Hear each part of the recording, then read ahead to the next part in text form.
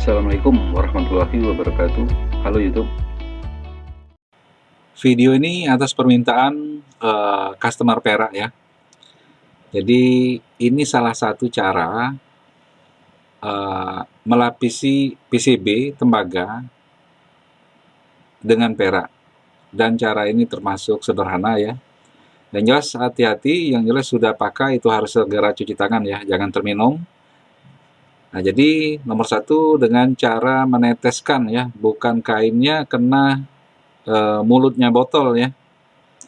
Jadi kainnya jangan, kalau bisa diteteskan saja dari botol menetes ke kain. Jadi jangan kainnya ditempelkan ke cerat atau celahnya botol atau mulutnya botol ya. Takutnya dia jadi terkontaminasi karena kainnya pakai saja kain yang bersih dan tembaganya juga bersih, baru diusap ya. Jadi ini modelnya ngusap, atau langsung dari cairan diteteskan ke kawat ini misalnya kan, baru diusap. Begitu. Jadi ini bagian yang tidak terkena ya, dan bagian yang terkena perak. Nah, jadi seperti ini, teteskan saja. Nah, gitu. Pastikan tembaga bersih. Lalu sekaligus ini proses ini kita memoles sebetulnya. Kalau kita usap seperti ini, dia akan lebih berkilat ya.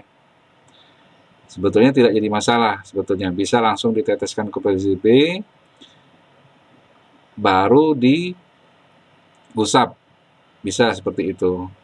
Jadi pelapisan perak ini untuk membuat konduktivitas itu lebih bagus ya, lebih menghantar daripada tembaga, dan yang jelas dianya sudah pasti lebih mudah disolder. Solder lebih mudah sekali, timahnya menempel, nanti kita tes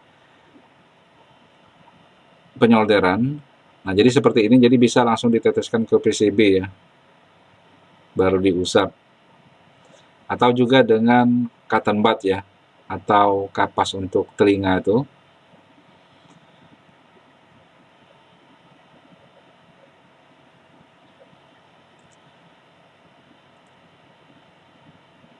Sepuh perak ini juga bisa untuk kuningan ya. Jadi kuningan sudah dites juga bisa. Yang jelas ini dari tembaga lalu dilapisi perak ya, atau dari kuningan dilapisi perak. Untuk besi tidak bisa.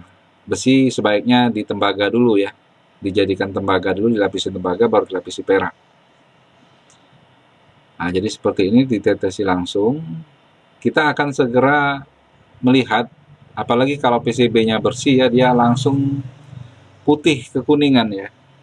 Karena lapisannya tipis, jadi dia putih kekuningan.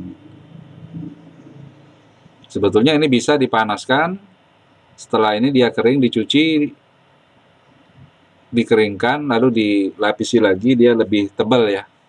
Tapi tidak seberapa tebalnya, bisa harus berpuluh-puluh kali kalau mau sangat tebal. Atau metodenya yang lain lagi, bukan metode seperti ini kalau mau tebal. Nah, jadi seperti ini terlihat kan langsung putih. Nah, yang di atas 2020 sebelum diusap dia sudah jadi putih sebetulnya. Cuman di kamera ini agak sulit saya menampilkan apa yang saya maksudkan ya. Juga saya mau tekankan, proses ini sebetulnya jangan lupa ya, pada tembaga yang bersih itu lebih baik. Walaupun kita menggosoknya juga sebetulnya membersihkan tembaga tersebut.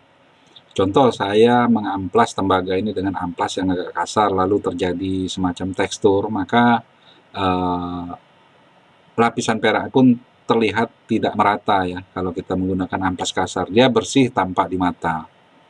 Tetapi pada waktu penempelan terlihat juga ada garis-garis, guratan-guratan yang tidak terkena perak gitu.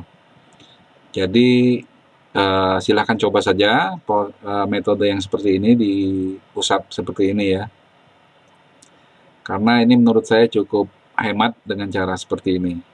Nanti kita akan tes dengan penyolderan ya. Jadi flux itu kita akan rusak dulu, kita cairkan timah di mata solder, lalu biarkan berasap dan memakai tenaga maksimum dari solder yang saya pakai ya.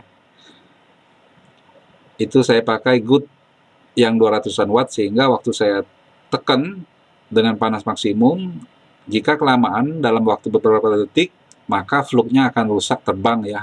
Jadi bisa dikatakan obatnya tidak ada lagi, tidak efektif lagi obat yang di dalam batangan timah solder itu. Nah, dengan tidak adanya obat, itu memang sulit terjadi penyolderan. Nah, kita akan bandingkan menyolder, kurang lebih menyolder dengan timah tapi tanpa fluk ke tembaga dan perak ya. Maka akan terlihat lebih cepat menempel timah ke perak daripada ke tembaga ya. Nah, ini contoh bagian ini yang tidak terkena ya. Kita cairkan dulu timahnya, tapi tidak langsung ditempelkan ke tembaga.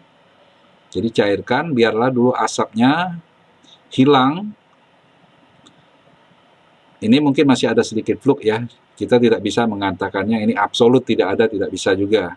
Tapi cara ini memang cara yang salah menyolder seperti sebetulnya.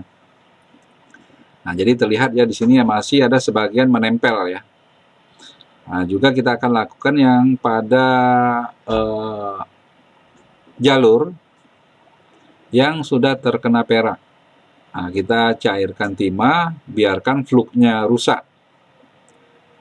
Nah, terlihat malah ini lebih lama ya, lebih lama fluknya terbakar. Nah, sekarang terlihat perak lebih mudah menempel, timah lebih mudah menempel pada perak. Apalagi jika saya solderkan secara normal ya. Nah, ini sekarang kita solder secara normal. Bagian bawah ini tembaga kan. Nah, bagian bawah tembaga kita menyolder secara normal. Dan akan bisa Anda nilai sendiri perbandingannya. Pada tampilan di kamera memang sulit saya menampilkan mode makro ini ya. Jadi sekian saja dulu, terima kasih telah menonton video ini. Assalamualaikum warahmatullahi wabarakatuh.